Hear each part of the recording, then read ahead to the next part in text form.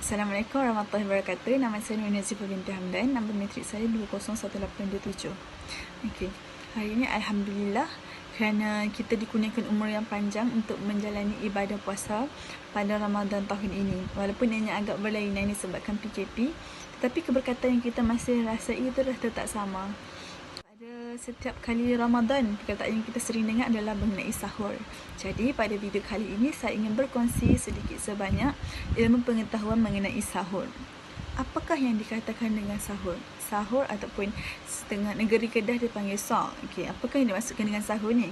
Sahur ni merupakan salah satu perbuatan kita makan ataupun minum pada malam hari, iaitu sebelum awal pagi, sebelum masuknya subuh, dengan kita berniat puasa untuk keesokan harinya.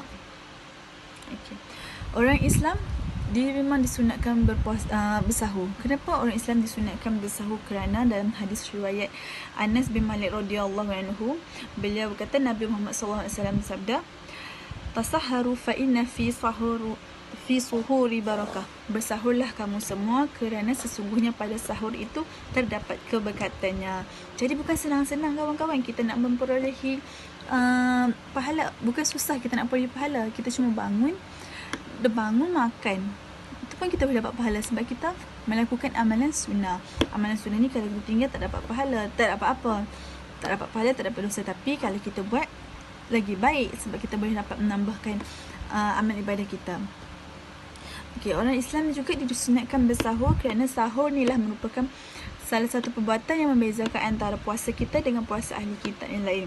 Kerana dalam hadis riwayat Ammar bin Al-Asra radhiyallahu anhu, Rasulullah SAW bersabda, perbezaan antara puasa kita, puasa Islam dengan yang lain adalah dengan kita bangun sahur. Oleh itu, memang sahur ini patutlah kita semua orang Islam digalakkan untuk bersahur kerana banyak keberkatannya. Okey.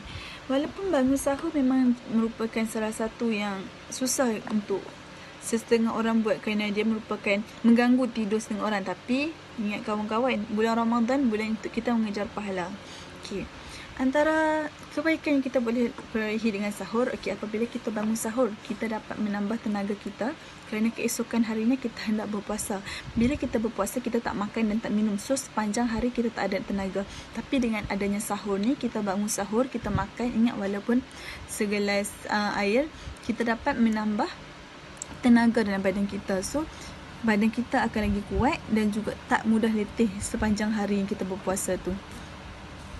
Apabila badan kita memperolehi kandungan gula ataupun protein yang mencukupi, kita akan berasa bersemangat dalam puasa. Jadi bila kita puasa, kita seronok. Bila kita kenyang juga, kita boleh mengelakkan kita melakukan perkara-perkara yang membatalkan puasa. Contoh, bila kita lapar, kita akan marah. So benda tu boleh membatalkan puasa kita. Selain itu juga, bila kita bersahur ni, kita boleh mengelakkan rasa-rasa yang rasa sakit yang disebabkan kelaparan. Contoh, sakit kepala, perut masuk angin.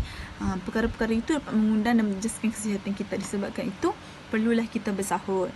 Yang seterusnya, saya mengatakan bila kita bangun sahur, kita dapat menambahkan amal ibadah kita. Contoh, bila kita bangun sahur, kita sebelum menunaikan solat subuh, kita dapat mengerjakan solat sunat tahajud, di mana pada bulan-bulan biasa kemungkinan bagi yang sukar mengerjakan solat sunat tahajud, inilah masa yang sesuai untuk kita mengerjakan sunat tahajud.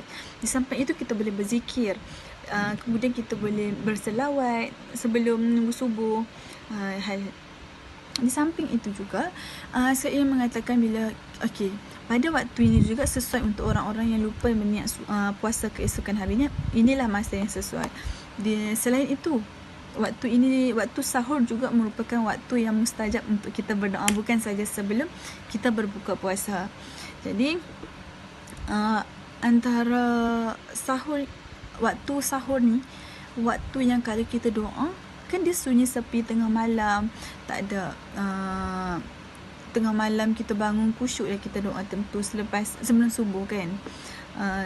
Seterusnya saya mengatakan bila kita bangun sahur, kita dapat mengeratkan hubungan kita dengan ahli keluarga. Contoh, adik-beradik bangun, kita dapat melihat gelagat ahli keluarga kita bangun sahur, dan ini juga dapat mengeratkan silaturahim kita dengan ahli keluarga kita.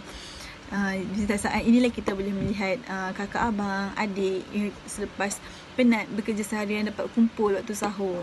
Bukan saja di waktu berbuka puasa, malah waktu sahur pun kita dapat mengeratkan silaturahim. Sahur yang sering Kesimpulannya, saya berharap agar semua umat Islam dapat mengerjakan puasa pada Ramadan kali ini dengan sempurna dan dapat mengerjakan sahur. Di mana dalam sahur ni banyak keberkatan seperti yang kita bincangkan tadi. Dan saya harap ilmu yang saya sampaikan ini dapat difahami oleh semua. Sekian, terima kasih. Selamat berpuasa.